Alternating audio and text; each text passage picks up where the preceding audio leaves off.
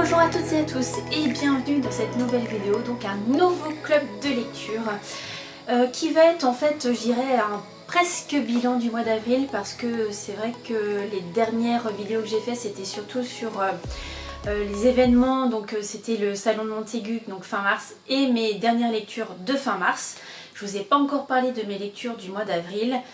Et là voilà, il reste je dirais que quelques jours dans le mois d'avril. J'ai déjà lu 8 livres, donc je vais vous parler déjà dans cette vidéo de ces 8 livres et aussi d'une réception que j'ai pu faire. Donc voilà, tous les livres dont je vais vous parler. Et il y aura également 3 livres que j'ai lus en auto-édition. On va commencer tout d'abord par la réception qui est Objet perdu de Carla Suarez aux éditions Métellier. Je remercie Marie des éditions Métellier de m'avoir permis de découvrir celui-ci. On a échangé en fait sur Instagram et voilà, elle m'avait conseillé de choisir celui-ci parmi plusieurs romans. Je l'ai suivi et j'avoue que j'ai hâte de rencontrer, enfin de faire la connaissance de cette autrice qui est née à La Havane mais qui vit actuellement donc au Portugal. Et voilà, donc c'est un livre qui fait un petit peu moins de 200 pages, 195 pour être plus précise. Et je vous lis donc le résumé. Gisèle a tout sacrifié pour son rêve de devenir danseuse. Depuis, elle cherche sa place dans un monde où tout semble lui échapper. Pendant des vacances, elle est sortie de la voiture à la poursuite de celui qui venait de lui voler son sac avec ses porte-bonheur. Et elle s'est égarée dans la nuit de Barcelone, cette ville qu'elle ne connaît pas. Elle est perdue et seule. Mais elle a un sens de la survie à toute épreuve, elle est cubaine. On découvre son histoire à la fois poignante et extraordinaire, sa quête d'elle-même dans cet art de la danse qui la possède et la définit tout entière, car comme le disait Isadora Duncan, si je pouvais dire ce que je ressens, il serait inutile de le danser. Ça me fait un peu écho à un livre que j'ai lu de Fabienne Perrineau où l'art est assez présent, donc je dirais dans le roman de Fabienne Perrineau c'était plutôt le théâtre qui était à l'honneur. Là je pense que la danse va être à l'honneur dans celui-ci.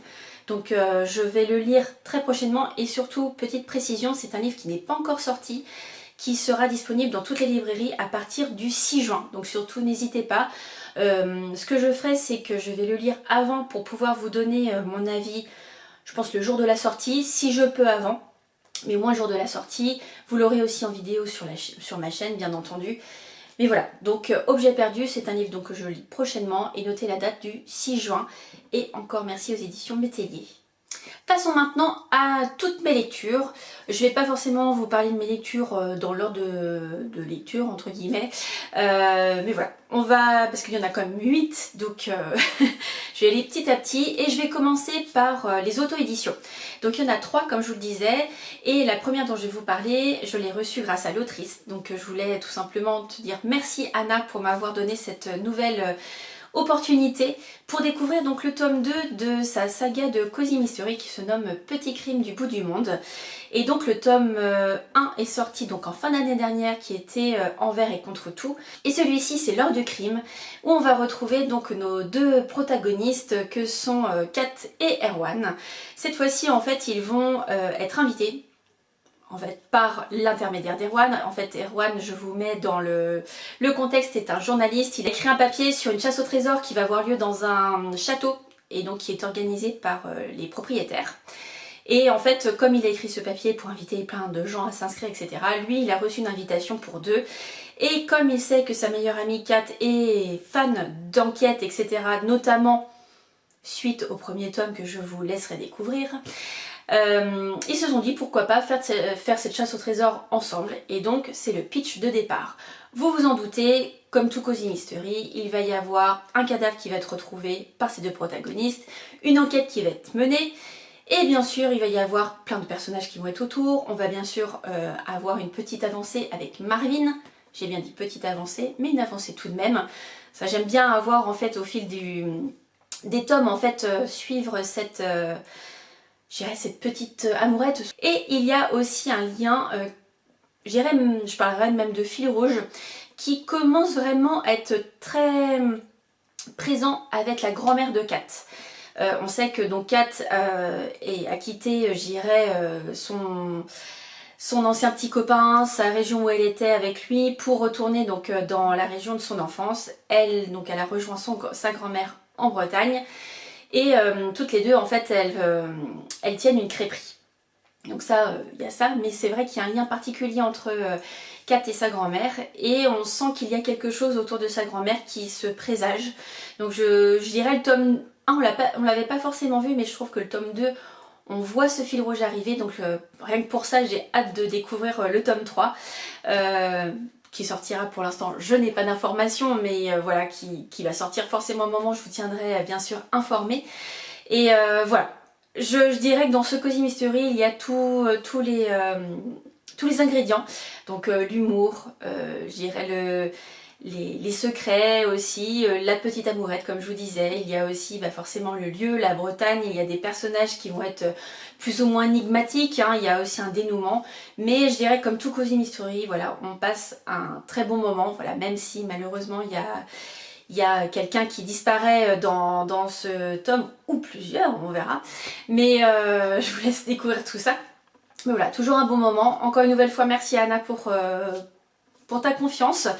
Et puis je te donne rendez-vous pour le tome 3, alors je sais pas encore quand, mais voilà, je reste informée, je reste connectée pour ça. Et voilà, si vous voulez découvrir ce Cozy Mystery français en plus, voilà, n'hésitez pas. On va passer maintenant à deux autres livres que j'ai lus dans le cadre de mon partenariat avec l'agence de Julie, donc qui fait la part belle aux livres auto-édités. Et donc il y en a deux qui vont être complètement différents.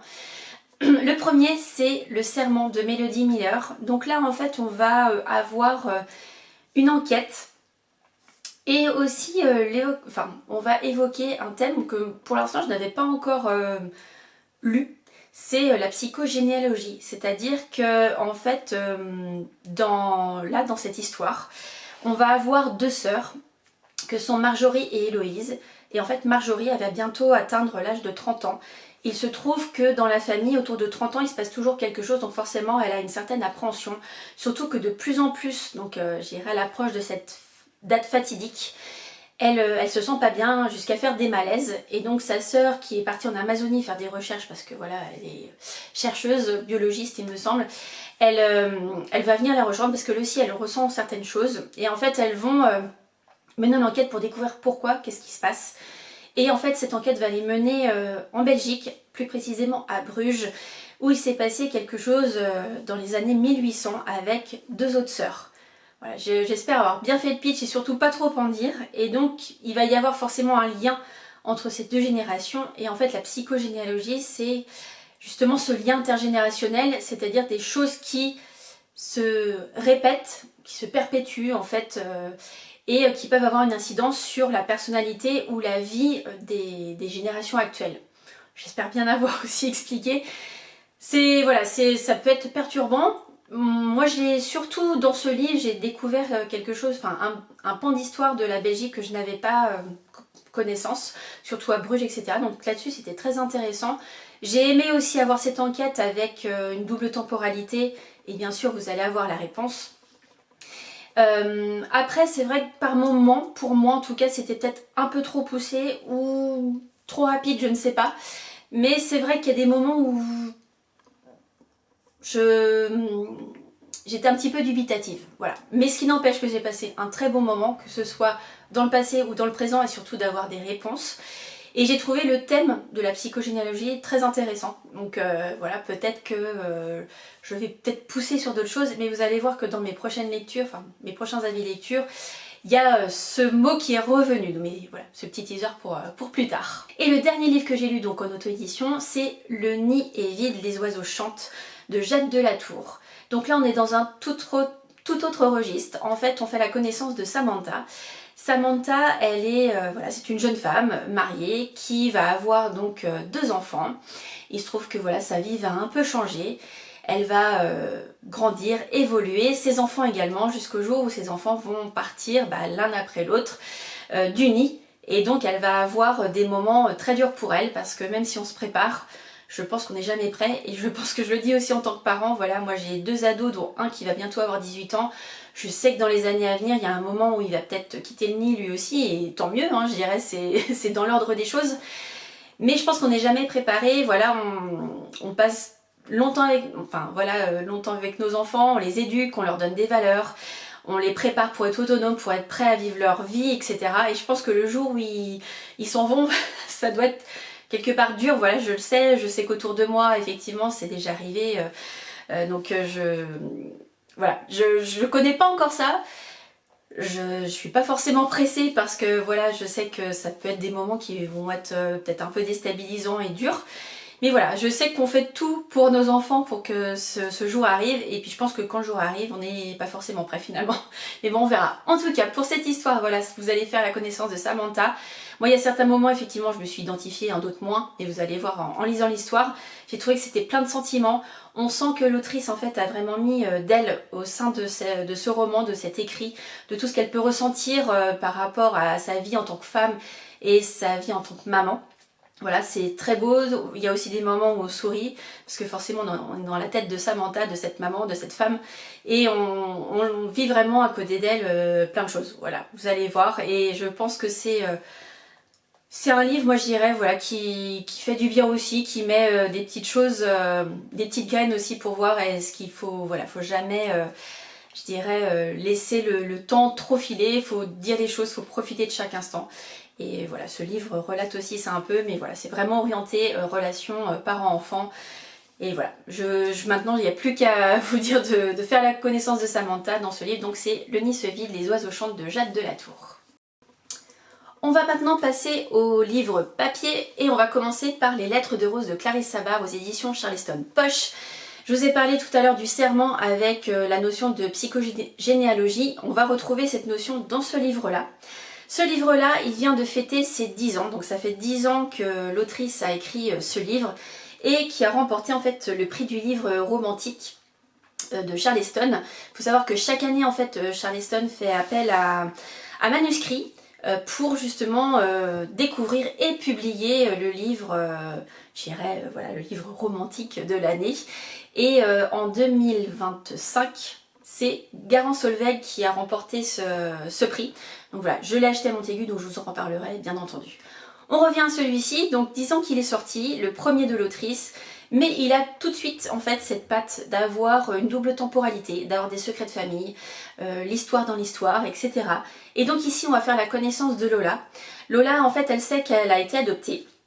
Elle a eu une très belle enfance, hein, voilà, pas de soucis, ses parents s'entendent très bien avec. Il se trouve qu'elle travaille aussi avec eux, voilà, ils ont monté une affaire au niveau d'une boulangerie qui fait sandwicherie, etc. C'est pas forcément ce à quoi elle aspire en termes de travail, parce que elle, ce qu'elle souhaite, c'est être bibliothécaire. Elle a fait des études pour ça, mais voilà, pour l'instant, elle n'a pas encore trouvé l'occasion ou le métier qu'elle souhaitait, et donc pour l'instant, elle aide surtout ses parents. Un jour, en fait, un notaire va la contacter pour lui dire qu'elle a, en fait, elle fait partie d'un testament de sa grand-mère biologique. Forcément, vous imaginez, voilà, il y a plein de choses qui se chamboulent dans la tête de Lola. Donc en fait, elle va prendre la décision de se rendre en fait dans ce village, de découvrir justement ce village et la vie justement de sa famille biologique. Elle va faire la connaissance aussi de différents personnages. Petit conseil, ne lisez pas la 4e de couverture, il y a un détail qui est mis dans cette 4e qui arrive assez tard dans le livre, donc si vous pouvez éviter, ne le lisez pas. Déjà vous avez 2 éléments, Clarisse Sabart, Charleston, le premier roman de l'autrice, voilà, vous avez juste besoin de savoir ça, et franchement lancez-vous, voilà, il n'y a pas besoin d'en savoir plus. Et donc on va vivre avec Lola donc l'histoire de sa famille, ce qu'elle va découvrir au fur et à mesure. On va bien sûr être dans le passé avec les différents protagonistes, donc vous allez avoir Louise, Rose, etc. Franchement, allez faire la connaissance de ces femmes fortes, vous allez voir. Et donc j'ai eu le plaisir de le lire avec Christelle et en décalé avec Aurélie, donc, qui est en train de le lire en ce moment, donc je lui souhaite une très bonne lecture de ce livre. Et voilà, comme vous savez, je me mets à jour dans les livres de Clarisse Sabart cette année.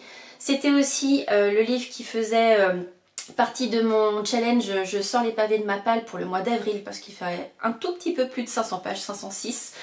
Bon, je sais, voilà, c'est pas non plus énorme, mais c'est quand même un pavé pour moi. Donc ça, c'était le pavé du mois d'avril. Pour l'instant, le mois de mai, je ne sais pas encore. En tout cas, pour avril, c'était celui-ci.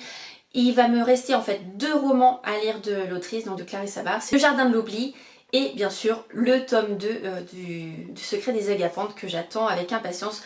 J'attends en fait de rencontrer l'autrice, je crois que fin mai, elle va au Cultura d'Angers Anjou, donc je vais m'y rendre pour lui acheter à ce moment-là, parce que voilà, c'est l'occasion aussi de la voir, de lui demander une dédicace dans ce livre. Et donc normalement, fin d'année, je serai à jour des romans de Clarisse et j'en suis plus que ravie. Donc voilà, si vous voulez découvrir Clarisse Savard, n'hésitez pas, peu importe par où vous commencez, vous allez avoir de très belles histoires. Et moi j'ai passé un très très bon moment avec Lola et Rose. Maintenant je vais vous parler de deux Cozy Mystery.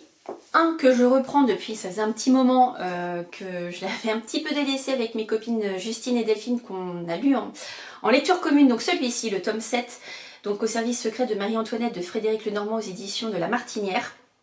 Et le tome 7 c'est Les fourberies d'Escarpin. Voilà, comme d'habitude, de très très belles couvertures, une très très belle couverture, donc j'aime beaucoup. Dans celui-ci, bien sûr, on va retrouver Léonard et Rose, qui sont donc au service de Marie-Antoinette. On va aussi avoir un personnage très récurrent dans le livre qu'ils vont aider à démêler en fait le vrai du faux, parce qu'il y a quelque chose autour de lui qui est un petit peu nébuleux, notamment avec son serviteur qui a écrit comment on appelle ça, c'est pas un roman, c'est un pamphlet ou bref, qui a écrit quelque chose de pas forcément très flatteur sur Marie-Antoinette, donc ils essayent aussi de le retrouver. Bref, voilà, je vais pas en dire plus parce que c'est un tome 7, alors il n'y a pas, je dirais chaque livre a une enquête bien particulière. Après on suit les protagonistes, là ça avance pas forcément entre deux, ils se chamaillent toujours autant, il y a toujours autant de petites réflexions, j'irais bien épicées si on va dire ça. Et dans celui-ci c'est vrai que je l'ai peut-être trouvé un petit peu moins rythmé que les autres. Voilà, c'est juste le petit bémol de celui-ci. Mais en tout cas, j'ai passé un très très bon moment. C'est toujours agréable d'avoir donc un Cozy Mystery qui relate aussi un point de l'histoire de la France. Donc voilà, c'est plutôt pas mal. Et donc, il me reste, là on est au tome 7, donc il reste 8, 9, 10. Il reste donc 3 tomes à lire pour terminer la saga. Car oui, la saga se termine au 10e tome. Donc voilà pour ce Cozy Mystery. Et le deuxième Cozy Mystery que je vous parle, c'est Rendez-vous avec la justice. Donc le 9e tome des Détectives Yorkshire, écrit par Julia Chapman aux éditions Robert Laffont, La Bête Noire. Là aussi je reprends cette série, pareil il ne me reste plus qu'un seul tome. J'ai eu plaisir de retrouver Samson Delilah, tous les personnages de Brunncliffe, de suivre cette enquête qui va en fait, j'irais malmener, c'est pas vraiment ça, mais qui va mettre au cœur de son enquête le frère aîné de Delilah, qui n'est autre que Will, voilà, j'avais un petit trou, pardon. Will Metcalf, vous allez voir, il y a une enquête, donc forcément ça va impliquer Delilah, va vouloir savoir impérativement tout ce qui s'est passé, avoir les tenants aboutissants, c'est très bien fait, très riche. Je sais qu'il me reste plus qu'un seul tome, j'avoue franchement que j'ai hâte de lire et à la fois voilà, je vais le déguster parce que je sais qu'après ce sera la fin. Et c'est vraiment pour moi aujourd'hui, c'est la saga de Cozy Mystery que je mets en top 1. Parce que c'est riche, en fait on est vraiment attaché aux personnages parce que au fil des tomes en fait on va les découvrir, on va voir leur profondeur, notamment là par rapport à Samson. Je vais pas vous dévoiler ce qui s'est passé dans le tome d'avant ou ce qui vraiment va se passer ici. Voilà, chaque enquête est bien différente, mais c'est vrai qu'on tous les personnages autour, on apprend à les découvrir, les apprécier. Moi j'ai vraiment à chaque fois l'impression de retourner dans le village que j'affectionne. C'est un peu le cas aussi par exemple dans les comédies de Noël, par exemple celle de Clarisse Savard. C'est vrai qu'à chaque fois j'ai toujours envie de retourner à Valno autour de cette famille, etc. Là c'est pareil avec Samson et Delilah. J'aime, je dirais, l'humour un peu caustique d'Ida qui travaille avec eux, aussi de Nathan et de sa copine qui va les aider. Enfin voilà, il y a plein de personnages qu'on va découvrir au fil des tomes qui se retrouvent ici autour justement de Samson et Delilah et de cette fameuse enquête avec Will, parce que voilà, je dirais au départ tout l'accable. Et vous allez voir au fil du temps, il va y avoir tout va forcément être démêlé, vous allez comprendre pourquoi et ce qui s'est passé, mais je trouve que c'est toujours très bien mené, c'est toujours très agréable en fait de retourner à Brunncliffe. Donc il me reste plus qu'un tome pour retourner à Brunncliffe, d'en profiter. Mais voilà, un très bon moment en tout cas que j'ai passé avec ce tome 9. Et je donne rendez-vous à mes amies Delphine et Justine pour j'irai terminer en beauté cette saga avec ce tome 10. Je sais pas encore si on va avoir le temps de le lire sur le mois d'avril ou sinon ce sera décalé au mois de mai. Mais voilà, vous aurez, mon avis global sur la saga très prochainement. On change totalement d'univers, je vous l'avais dit un petit peu, ça va être un club de lecture assez éclectique. Je vous l'avais mis dans mon petit message la semaine dernière, avec du polar, du cosy, du contemporain, etc. Là, on va être sur un polar islandais avec Arnaldur Indridason et Les Lendemains qui chantent aux éditions Métellier. J'ai eu la chance de le recevoir dans le cadre de la masse critique Babelio. Vous savez, je vous en parle régulièrement, donc une fois par mois, Babelio fait des masses critiques, vous propose en fait d'avoir un livre et vous avez 30 jours pour chroniquer ce livre. Alors, je vous répète très régulièrement que quand il y a une saga, il vaut mieux les lire dans l'ordre. Et bien, une fois n'est pas coutume, moi j'ai commencé direct par celui-ci, par le tome numéro 6. Arnaldur Indridason, c'est le premier auteur islandais que j'ai découvert grâce à ma bibliothécaire il y a quelques années. C'est vrai que c'est des polars islandais qui sont avec une certaine ambiance, qui sont assez dark, plus je dirais que Ragnar Jonasson ou Eva Björk Aglisdottir. Mais j'adore cette plume, j'adore sa façon d'écrire. Là je vous parlais d'une saga, donc ici c'est la saga avec l'inspecteur Conrad. Conrad c'est un policier qui est à la retraite et en fait il a la fâcheuse tendance de reprendre des cold cases et de fouiner un petit peu pour élucider ces cold cases. Donc dans celui-ci, j'ai pas eu de problème de compréhension. Mais il y a dû avoir un fil rouge que j'ai pas dû avoir parce que voilà, là ici on a un point final concernant son père. Je vais pas dire quoi exactement parce que si vous êtes rendu au tome 1 ou 2 et que c'est pas encore passé, ce serait dommage de vous spoiler. Mais voilà, c'est ça qui m'a manqué, j'irais, pour la compréhension de ce livre et d'avoir tous les tenants aboutissants concernant le personnage. Donc si vous voulez commencer la série de Conrad, le premier c'est Ce que savait la nuit. Donc si vous voulez commencer la série, voilà, commencez par celui-ci. Donc en fait, là, on va avoir plein d'éléments différents. Donc il va y avoir un corps qui va être retrouvé. Et d'après l'aveu de la personne qui l'a tué, normalement le corps n'aurait pas dû être là. Donc déjà, c'est un premier élément. Deuxième élément, on va avoir un corps qui va être retrouvé près d'un lac qui implique un pressing, etc. d'autres personnages. Et il va y avoir aussi un autre élément. Il va y avoir, comment dirais-je, un trafic de Lada, donc de voitures. Bref, tout ça au départ, j'avoue, c'est un petit peu compliqué parce qu'il y a plein de choses, plein de détails. Là vous avez un petit peu plus de 300 pages, mais vous n'allez pas lire de la même manière que les autres polars islandais ou qu'un autre polar. Enfin, je trouve en tout cas, moi, vous allez lire, vous allez prendre vraiment du temps, parce qu'il y a beaucoup de détails. Comme je vous disais, toujours cette ambiance pesante, clairement dès le début, c'est toujours un peu plus lourd. C'est vrai que les autres polars islandais, moi j'aime beaucoup, mais ça reste un peu moins pesant. Voilà. Si vous connaissez Indridason, vous savez que, je dirais le mot pesant, dark, c'est tout à fait ce qui lui convient. Et donc ici, il va y avoir une enquête. Donc Conrad, comme je vous disais, va mener cette enquête-là, va essayer de démêler parce que, en fait, quelque part, il est impliqué dans tout ça. Et avec son ancien collègue qui enquêtait avec lui. Donc ça va être très important de suivre tout ça, de bien prendre le temps de lire, de pas, voilà, je dirais, lire en diagonale les pages parce qu'il y a beaucoup de détails, c'est très riche. C'est ça aussi que j'aime bien dans cette plume. C'est vrai que j'ai mis un petit peu plus de temps parce que je me suis dit 300 pages, je vais dévorer assez rapidement. J'ai mis un petit peu plus de temps que ce que je avais pensé au départ. Mais c'est pas grave parce qu'en fait, vous allez voir l'importance de chaque détail et vous allez voir comment tout va se recouper. Parce que c'est ça, et franchement, il est très fort cet auteur pour ça. Et voilà. Donc j'ai le premier tome de Conrad, donc de l'enquêteur Conrad, sa série, Ce que savait la nuit, ouais. Donc je pense que je vais reprendre ça et je pense que ça va m'aider aussi à mieux comprendre celui-ci. En tout cas, une très bonne lecture. Si vous aimez voilà, ce style, bah, n'hésitez pas. Et donc je remercie encore une fois Babelio et les éditions Métellier. Dernier livre dont je vais vous parler, cette fois beaucoup plus léger et un petit bonbon. Voilà, j'ai eu la chance de le voir en plus à Montaigu, cet auteur-là. Je parle bien sûr de Julien Rampin, avec C'est pas marqué dans les livres aux éditions Charleston. Forcément, je dirais, le titre doit vous parler, c'est une chanson de Pascal Obispo. Un des personnages principaux se prénomme aussi Lucie, donc c'est, voilà, je dirais la boucle est bouclée. Et ici, c'est vraiment un livre qui fait la part belle aux amoureux du livre. Vous allez rencontrer en fait plusieurs personnages que sont Lucie, Colette ou encore Sacha.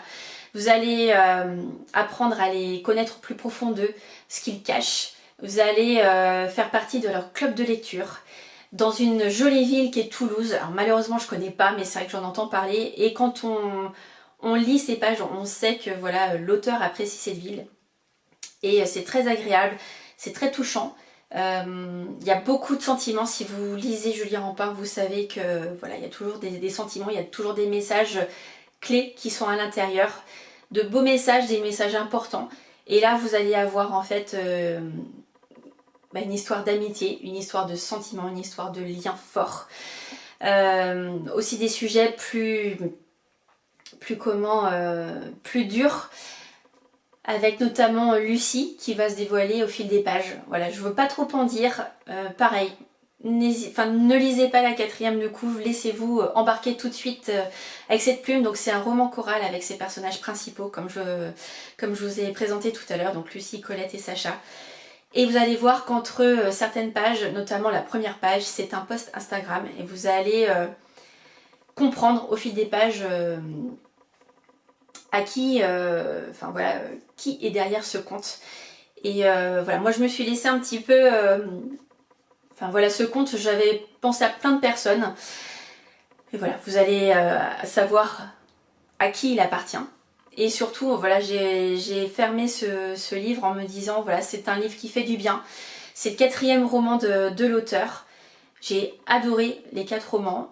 C'est vrai que le magasin des jouets cassés, j'avais beaucoup apprécié parce que j'avais aimé cette relation entre un petit garçon et un petit papy. Là, vous allez voir, c'est pareil. Il y a toujours de bons sentiments, il y a plein de choses, plein de messages qui sont dans ce livre. Et voilà, il est très très beau en plus, donc ce qui ne gâche rien, bien au contraire. Et c'est vrai que dans la bibliothèque, ça fait son effet. Que dire de plus que voilà, si vous aimez lire, si vous avez besoin de bons sentiments, un petit bonbon, bah voilà, prenez ce livre là, ou peu importe le livre de Julien Rampin, vous allez vraiment être attaché tout de suite au personnage et vivre de très beaux moments, même si des fois il y a des moments qui sont plus tristes ou plus durs. Mais voilà, merci Julien pour ce livre qui est très très beau sur plein d'aspects, que ce soit extérieur ou même intérieur plus profond. Vous voyez, j'ai mis des petits post-it, voilà, il y a certains passages que j'ai beaucoup appréciés. Donc voilà, comme ça au moins je pourrais me les remémorer facilement si j'ai besoin de m'y replonger. Et je trouve que voilà, il y a plein de choses aussi sur les livres. Bref, allez-y. Je vous laisse ici pour cette vidéo. Voilà, je dirais un presque bilan du mois d'avril. Déjà 8 livres lus.